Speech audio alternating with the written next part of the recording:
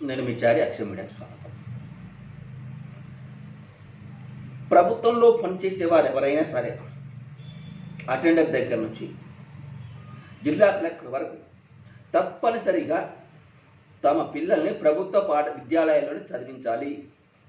ఉత్తరప్రదేశ్ ముఖ్యమంత్రి యోగి ఆదిత్యనాథ్ సంచలన నిర్ణయం, ఆదేశాలు జారీ అంటూ ఒక వార్త ప్రస్తుతం వాట్సాప్ గ్రూపుల్లో హల్చల్ చేస్తుంది. మరి వార్త పాతదా కొత్తది ఇవాళ నిన్న అయితే మాత్రం ఇక్కడ నాకు మెయిన్ పేజీలో కనిపించలేదు, మెయిన్ వార్తా పేజీలలో. అయితే ఈ వాట్సాప్ గ్రూపులో మాత్రం వైరల్ అవుతుంది. అలా ఎవరైనా అంటే అటెండర్ నుంచి కలెక్టర్ దాకా తమ పిల్లల్ని ప్రభుత్వ పాఠశాల చదివించకపోతే విద్యాలయాల్లో ప్రమోషన్లు ఉండవు, ఇంక్రిమెంట్ ఉండవు, ప్రభుత్వం ద్వారా వచ్చే అన్ని సదుపాయాలు వదులుకోవాల్సి వస్తుందంట. ఈ నిర్ణయం సూపర్గా ఉంది కదా అంటూ ఈ డబ్బా కొట్టుంది. మరి ఈ బ్యాచ్ ఈ వాట్సాప్ యూనివర్సిటీ వాళ్ళు అంటే బీజేపీకి ఎప్పుడు వంత పాడే వాళ్ళు చేస్తున్న ఒక ఫేక్ వార్త అయి ఉండాలి. వార్త నిజమైతే మంచిదే. కాకపోతే ఇక్కడ యోగి ఆదిత్యనాథ్ గమనించాల్సింది ఏంటంటే గ్రామ సర్పంచ్ నుంచి దేశ ప్రధాని వరకు కూడా వీళ్ళంతా ప్రజాప్రతినిధులు.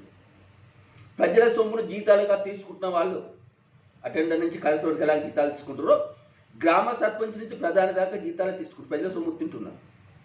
వాళ్ళు జీతగాళ్ళు అయితే వీళ్ళు కూడా జీతగాళ్ళే. వీళ్ళకు 5 సంవత్సరాలు ఎంపీగానో ఎమ్మెల్యేగానో ఉంటే వీళ్ళకి పెన్షన్ కూడా వస్తుంది.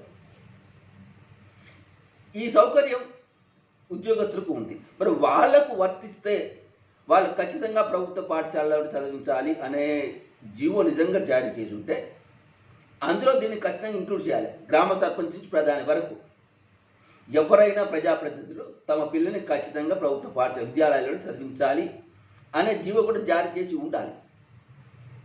అంటే యోగి ఆదిత్యనాథ్కి ఆ ధైర్యం లేదా? అంటే ఉద్యోగస్తులు ఏంటంటే ఏం చేసినా పడతారైనా, లేక ఉద్యోగస్తులకు మానవ హక్కులు లేవా? వాళ్ళ పిల్లలకు వ్యక్తిగత స్వేచ్ఛ లేదా? వాళ్ళకి ఇష్టం వచ్చిన చదువుకునే అర్హత లేదా? వాటి ప్రజాస్వామ్యంలో పిల్లలు కూడా మనుషులే.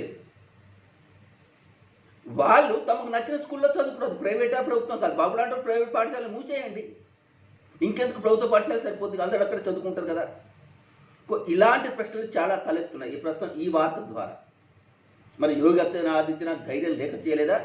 లేకపోతే యోగి ఆదిత్యనాథ్ ఇలాంటి ఆదేశాలు జారీ చేయకున్నా సరే ఈ యూనివర్సిటీ బ్యాచ్ ఓపెన్ మన వాట్సాప్ యూనివర్సిటీ బ్యాచ్ వాళ్ళు ఇది చాలా మంచి నిర్ణయం కదా అని ప్రజలు రెచ్చగొట్టే ప్రయత్నం చేస్తున్నారు. ప్రజలారా, ఇది నిజమైతే ఖచ్చితంగా సర్పంచ్ నుంచి ప్రధాని దాకా కూడా ప్రభుత్వ విద్యాలయాల్లోనే చదివించాలి అనే జీవో కూడా జారీ అయితే సమర్థించండి. లేకపోతే ఇలాంటి తప్పుడు ప్రచారం చేస్తే కనిపెట్టి దండించండి. ఎందుకంటే ప్రజలు ఒక విధమైన ఏది ఉద్రిక్తతను, సెంటిమెంట్ని, ఎమోషన్స్ రెచ్చగొట్టే ప్రయత్నం చేస్తుంది మన వాట్సాప్ యూనివర్సిటీ. ఇది బీజేపీకి సంబంధించిన వాళ్ళు ఫేస్బుక్లో ఇలాంటి పెడుతున్నారు. ఇలాంటి వాటిని నమ్మొద్దు. నా అంచనా బాగా వాటి ఫేక్ వార్త అయి ఉంటుంది.